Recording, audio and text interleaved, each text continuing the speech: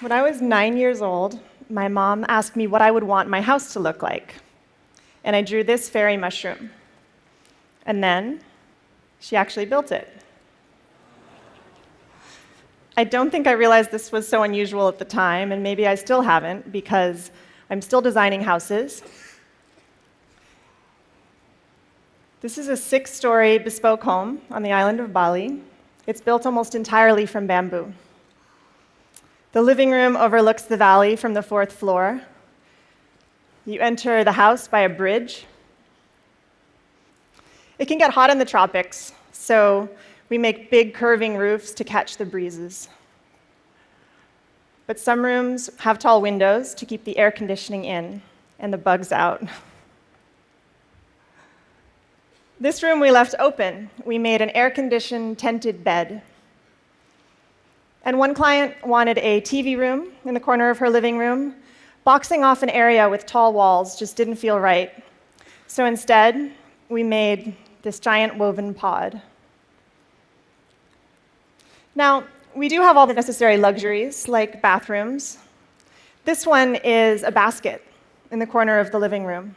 And I gotta tell you, some people actually hesitate to use it. We have not quite figured out our acoustic insulation. So there are lots of things that we're still working on. But one thing I have learned is that bamboo will treat you well if you use it right. It's actually a wild grass. It grows on otherwise unproductive land, deep ravines, mountainsides. It lives off of rainwater, spring water, sunlight. And of the 1,450 species of bamboo that grow across the world, we use just 7 of them. That's my dad. He's the one who got me building with bamboo.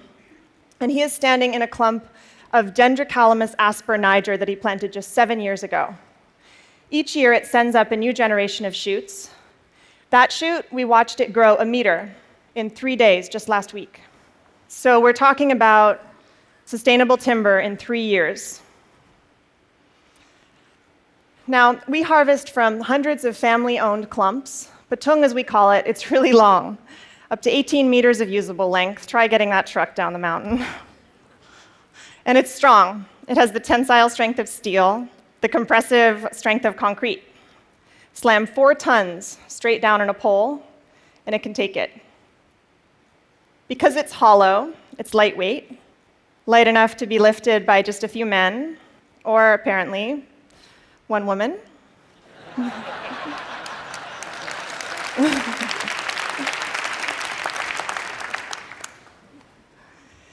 And when my father built Green School in Bali, he chose bamboo for all of the buildings on campus because he saw it as a promise. It's a promise to the kids. It's one sustainable material that they will not run out of. And when I first saw these structures under construction about 6 years ago, I just thought, this makes perfect sense. It is growing all around us. It's strong. It's elegant. It's earthquake resistant. Why hasn't this happened sooner, and what can we do with it next? So, along with some of the original builders of Green School, I founded Ibuku. Ibu means mother, and Ku means mine, so it represents my Mother Earth. And at Ibuku, we're a team of artisans, architects, and designers, and what we're doing together is creating a new way of building. Over the past 5 years together, we have built over 50 unique structures, most of them in Bali. 9 of them are at Green Village. You've just seen inside some of these homes. And we fill them with bespoke furniture.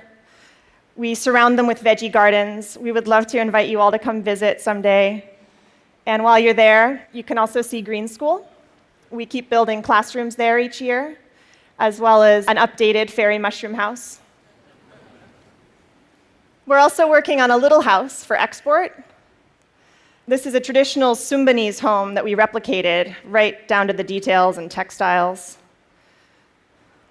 A restaurant with an open-air kitchen. Looks a lot like a kitchen, right?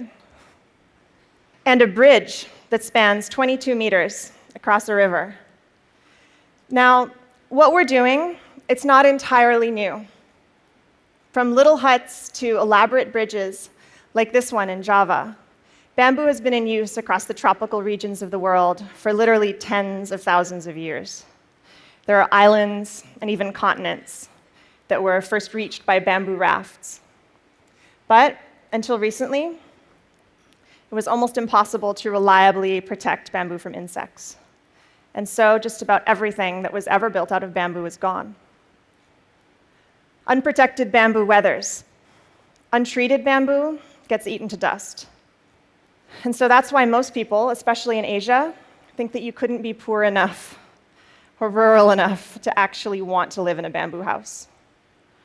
And so we thought, what will it take to change their minds, to convince people that bamboo is worth building with, much less worth aspiring to? First, we needed safe treatment solutions. Borax is a natural salt. It turns bamboo into a viable building material. Treat it properly, design it carefully, and a bamboo structure can last a lifetime. Second, build something extraordinary out of it. Inspire people. Fortunately, Balinese culture fosters craftsmanship. It values the artisan. So combine those with the adventurous outliers from new generations of locally trained architects and designers and engineers. And always remember that you are designing for curving, tapering, hollow poles. No two poles alike, no straight lines, no 2x4s here. The tried and true, well-crafted formulas and vocabulary of architecture do not apply here. We have had to invent our own rules. We ask the bamboo what it's good at, what it wants to become. And what it says is, respect it, design for its strengths, protect it from water, and to make the most of its curves. So we design in real 3D, making scale structural models out of the same material that we'll later use to build the house. And bamboo model making, it's an art, as well as some hardcore engineering.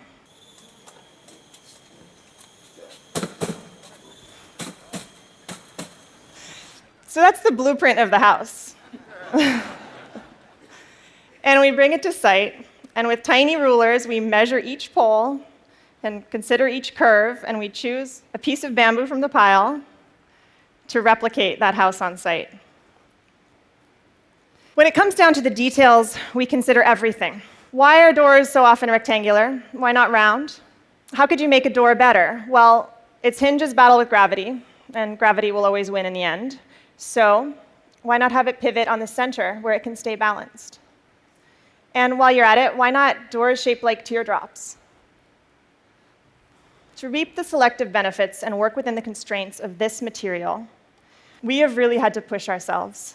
And within that constraint, we have found space for something new. It's a challenge. How do you make a ceiling if you don't have any flat boards to work with?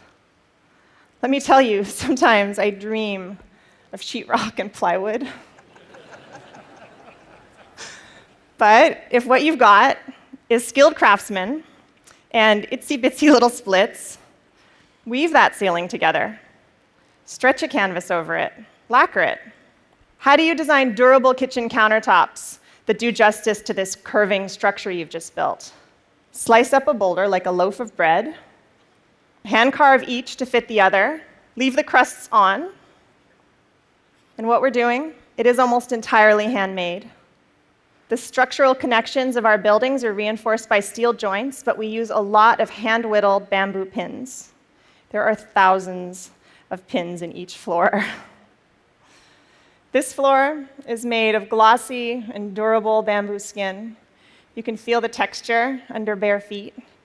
And can the floor that you walk on, can it affect the way that you walk? Can it change the footprint that you'll ultimately leave on the world? I remember being 9 years old and feeling wonder and possibility and a little bit of idealism. And we've got a really long way to go. There's a lot left to learn. But one thing I know is that with creativity and commitment, you can create beauty and comfort and safety and even luxury out of a material that will grow back. Thank you.